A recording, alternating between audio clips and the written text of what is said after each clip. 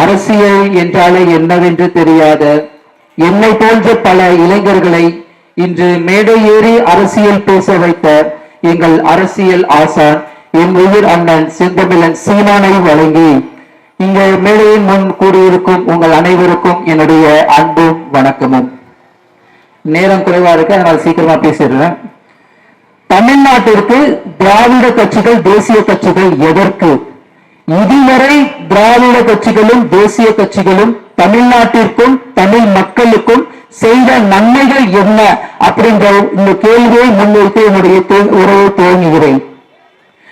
சமீப காலமா இப்ப ஐயா ஸ்டாலின் அவர்கள் ஒவ்வொரு பரப்புரையின் மூலமா பேசுற பொழுது அவர்களுடைய உடன்பிறப்புகள் ஊட்டியக்கூடிய உடன்பிறப்புகளுக்கெல்லாம் என்ன சொல்லிட்டு வராரு அப்படின்னா, நாம் அனைவரும் தமிழராக ஒன்றிணைந்து இந்த தேர்தலை நாம் வெல்ல வேண்டும், அனைவரும் தமிழர்களாக இணைந்து நாம் இந்த தேர்தலை வெல்ல வேண்டும் என்ற ஒவ்வொரு மேடையிலும் ஐயா மதிப்புக்குரிய ஸ்டாலின் அவர்கள் பேசிட்டு வராரு. இது எதுக்குன்னு பாத்தீங்கன்னா, இந்த தேர்தல் சமயத்துல மட்டும்தான் இந்த திராவிடர்களுக்கு நாம் தமிழர் அப்படி என்ற உணர்வு எங்கிருந்து உடனே தெரியாது, தானாக வந்துடும். தேர்தல் முடிவிட்டு எல்லாரும் வாக்கு வாங்கி அவங்க வென்றுட்டாங்க அப்படின்னா நாம் எல்லாம் திராவிட மாடல் அப்படின்னு பேச ஆரம்பிச்சிருவாங்க. ஆகவே இங்க இருக்கக்கூடிய என்னுடைய உறவுகள் சொந்தங்கள் எல்லாருமே நல்லா புரிஞ்சுக்கோங்க, இவர்களுடைய அரசியல் என்பது வெறும் வாக்குக்கான அரசியல் மட்டுமே தவிர மக்களுக்கும் மக்கள் சேவைக்குமான அரசியல் என்பது இவர்களுக்கு கிடையாது. இன்னைக்கு தமிழ்நாட்டில் இருக்கக்கூடிய தேசிய கட்சியும் திராவிட கட்சியும் தமிழர்களுக்கு ஆனா எந்த ஒரு பிரச்சனைக்கும் வந்து அவங்க நினைவு கிடையாதுங்க. குறிப்பா நான் சொல்ல போனோம் அப்படின்னாக்க, காவிரி நன்னீர் பிரச்சனைக்கு திமுகவின் நிலைப்பாடு என்ன, அதிமுகவின் நிலைப்பாடு என்ன? இன்னைக்கு தமிழ்நாட்டில் மாறி மாறி ஆண்டவர்கள் இவர்கள் தான். இதே வந்து கர்நாடகாவில் இருக்கக்கூடிய தேசிய கட்சியான பிஜேபி, காங்கிரஸ் இவர்களும் அங்க இருக்கக்கூடிய ஆட்சியில் இருக்கப்ப இந்த காவிரி நதிநீர் பிரச்சனை இரண்டு பேருமே காவேரி நதிநீர் பிரச்சனையை வைத்துதான் அரசியல் செய்கிறார்கள். இந்த பிரச்சனை நினைச்சா கண்டிப்பா தீர்க்கலாம், ரெண்டு மாநிலத்துக்கும் சமமா பேசி அவங்க தீர்வு கொண்டு வர முடியும். ஆனால் இவர்கள் செய்ய மாட்டார்கள். ஏன் அப்படின்னா, அதை செஞ்சுட்டா இவங்க ரெண்டு பேருக்குமே அரசியல் கிடையாது. அதனால இங்க இருக்கக்கூடிய சொந்தங்கள் தயவு செய்து சிந்திங்க, இவங்க நம்மள வாக்குக்காக பயன்படுத்துறாதே தவிர மற்ற எதுக்குமே இவங்களுக்கு நம்ம தேவைப்படுறது கிடையாது. இப்ப சமீபமா போன வாரத்துல நீங்க செய்திகள்லாம் நிறைய பார்த்திருப்பீங்க. நம்மளுடைய நீர்வளத்துறை அமைச்சர் அவருடைய பையன் வந்து இதே மாதிரி பொதுக்கூட்டத்துல மக்களை வந்து பார்த்து பேசுறாரு. நம்ம பெண்கள் வீட்டு பெண்களை எல்லாம் பார்த்து பேசுறாரு.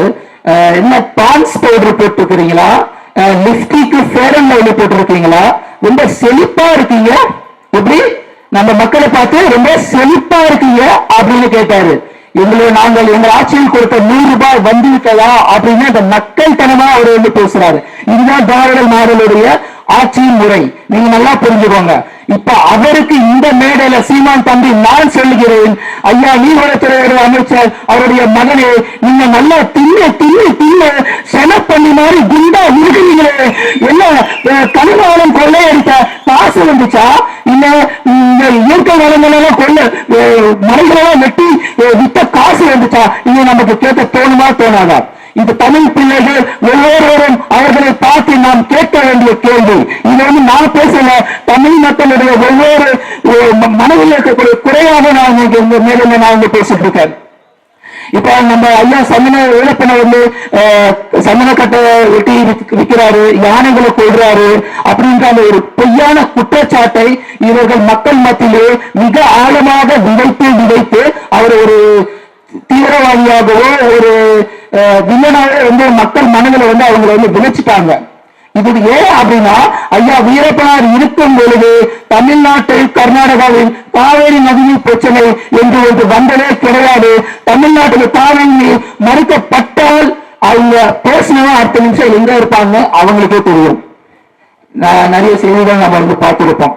அதனால இங்க இருக்கக்கூடிய பேரிகளால் மக்கள் எல்லாருக்கும் நான் சொல்றேன், இனிமேல் இந்த மண்ணிலே திராவிட கட்சிகள் தேசிய கட்சிகளை நம்பி வாக்கு செலுத்த வேண்டாம்.